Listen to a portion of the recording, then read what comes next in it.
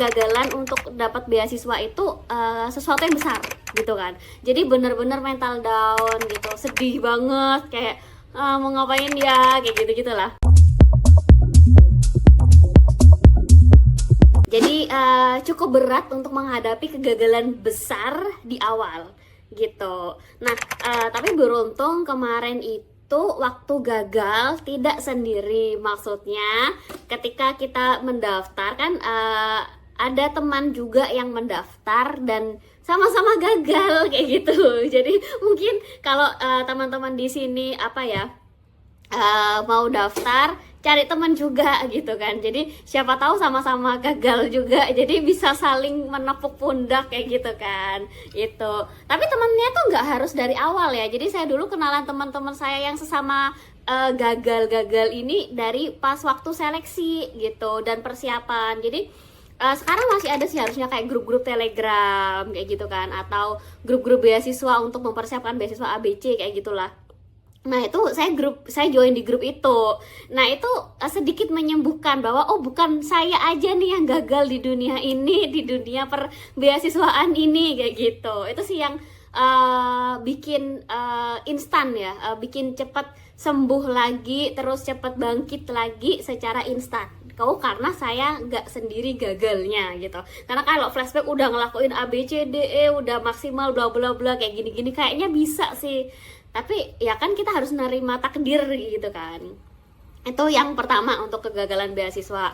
Nah setelah itu saya nggak langsung daftar lagi, bener-bener reflect to myself, kayak menanyakan apakah ini bener-bener yang saya mau, apakah ini memang sesuatu yang bisa diusahakan lagi dan mau saya usahakan lagi. Jadi ketika saya kerja itu saya nggak daftar beasiswa, bener-bener kayak ya refleks aja, menanyakan apa sih yang saya mau, apa cuman ikut-ikutan FOMO aja kayak gitu ya. Terus kayak karena nggak tahu apa yang dilakukan, ya udahlah beasiswa aja gitu. Nah selama setahun itu banyak ketemu orang, ngobrol sama orang, kerja juga gitu, sampai menemukan di titik mana oh saya butuh ya S2 ternyata gitu loh.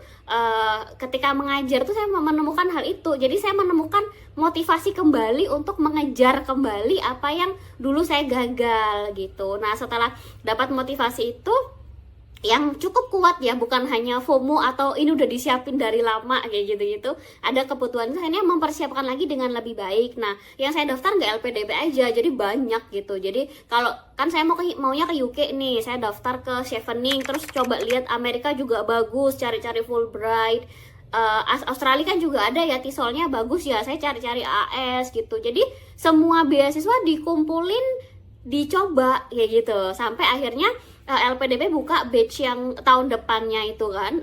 Nah saya daftar karena kan essay-nya udah jadi BTW gitu kan, udah pernah daftar kayak gitu kan. Essay-nya nggak banyak berubah karena memang arahnya kan masih sama gitu ya. Mungkin dirubah sekitar 30% lah, 20-30% aja gitu. Nah ada juga kegagalan yang kedua. Nah saya ketika daftar kampus itu saya awalnya nggak mau ke University of Leeds. Jadi saya kan tipe yang riset dulu ya. Jadi mau apa-apa itu harus penelitian, harus dicari gitu kan sumbernya yang benar. Jadi saya mau ke UK. Nih saya baca-baca kampus di UK dengan jurusan TESOL itu gimana, yang paling bagus menurut saya apa, yang sebutuhnya apa. Nah itu ada 3 kampus terbaik ya. Salah satunya itu King's College London, yang kedua University of Leeds, yang ketiga honestly saya lupa sekarang ya. Nah di King's College London tuh udah saya mati-matian daftar ke sana. Seleksinya susah banget, essay, wawancara, praktek ngajar, ada tes-tes essay dan lain-lain lah pokoknya. Sampai interview terakhir terus saya gagal. Nah saya bertanya kenapa saya gagal, dan saya tanya feedback juga, pokoknya intinya nggak terima lah gitu, kok bisa saya gagal gitu kan. Nah akhirnya lama-lama ya udahlah, mau nggak mau kan saya ke opsi yang kedua, University of Leeds ya. Setelah saya puas nanya ke tim kampusnya ya, kenapa kok saya gagal kayak gitu kan. Padahal jawabannya general aja kan, kayak ya lupa sih lebih tepatnya, lebih ke arah performanya nggak sebagus peserta lain atau apa ya, another candidates gitu, I forgot ya, lupa. Pokoknya sangat singkat, satu kalimat aja ya, sebetulnya nggak puas sih, tapi ya udahlah, kayak mereka udah jawab aja udah oke. Nah akhirnya fokus ke pilihan yang kedua, University of Leeds, yaitu daftar dapat gitu kan. Nah ternyata ada COVID teman-teman. Nah, disitulah saya sadar bahwa kegagalan itu sebetulnya nggak selalu akan jadi sesuatu yang buruk. Ternyata kegagalan itu lead to something better gitu. Dan saya sadar, untung ya gagal di King's College London. Kalau saya nggak gagal, saya kuliahnya full online. Karena ternyata tahun depan itu COVID dan di King's College itu full online. Online semuanya, saya kan kuliah dari Indonesia pakai Zoom. Selama setahun untuk dapetin S2 saya, nanti master by Zoom itu. Dan itu ternyata saya ditolak itu ya udah rencana Tuhan gitu loh, karena biar S2 saya nggak S2 by Zoom, karena ternyata akan ada COVID ke depannya, ya kan kita nggak tahu ya. Nah, waktu di University of Leeds itu very lucky karena dari kampusnya itu menggeser dari intake September ke intake Januari. Jadi saya tuh ngerasain online 1 semester, kemudian next semesternya offline, terus semester yang ketiga itu juga udah offline, udah kayak normal kayak gitu. Itu sih, jadi dalam kegagalan itu sometimes nggak yang selalu negatif loh, tapi kita bakal tahu jawabannya setelah melaluinya, dan itu bukan di waktu yang singkat gitu teman-teman. Jadi jangan takut mencoba dan nggak apa-apa gagal. Wow, betul banget. Lagi-lagi perjuangannya Kak Debbie juga, wah keren banget ya. Dan memang semua tuh sesuatu nggak ada hal, apa ya, nggak ada yang instan ya Kak, gitu. Lihat perjuangannya Kak Debbie, pernah gagal berkali-kali, tapi ya karena, apa namanya, support dari, mungkin ada support dari orang tua, dari teman-teman dan semuanya, gitu, akhirnya bisa bangkit lagi. Oke Kak Debbie, mungkin untuk last question nih, buat teman-teman yang mungkin lagi ngerasa dirinya gagal atau merasa kayak aku nggak cukup pinter, boleh nggak sih Kak kasih pesan-pesan gitu untuk teman-teman? Ya tadi sempat saya mention ya, untuk kuliah ke luar negeri dan dapat beasiswa, dapat kampus bukan hanya untuk orang yang pintar gitu. Karena ada ya, walaupun nggak banyak ya, ada orang yang pintar terus nggak bisa dapat beasiswa gitu. Banyak ya, jadi faktornya banyak teman-teman. Yang harus teman-teman cari adalah teman-teman aware gitu. Kalau di analisa tuh ada SWOT gitu ya, analisa strength sama weakness point lah gampangnya gitu.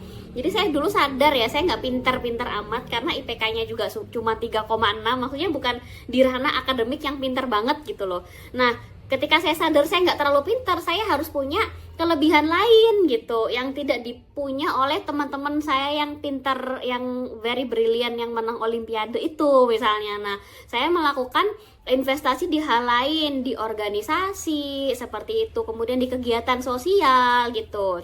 Jadi intinya tuh teman-teman harus punya strength point, harus punya nilai lebih, apapun itu, nggak harus dari nilai atau kepintaran gitu.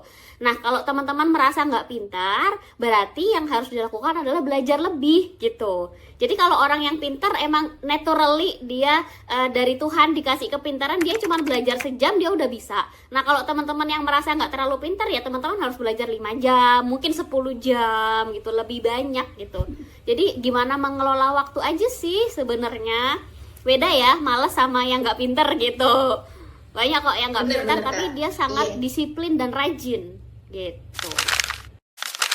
Betul, ya gimana semangat dari diri mereka juga ya, mereka harus didorong dari semangat diri mereka sendiri juga gitu, dan sadar diri akan gimana sih diri gue sebenarnya, apa yang harus gue lakuin ke depannya, gitu. Wow, wow, oke keren banget.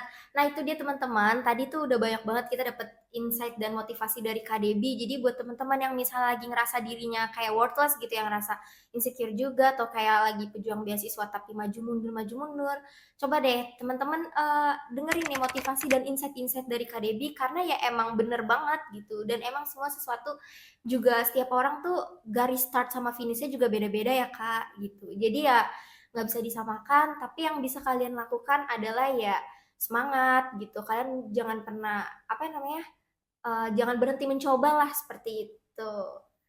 Oke Kak Debbie, thank you so much udah mau sharing bareng Ders di sini.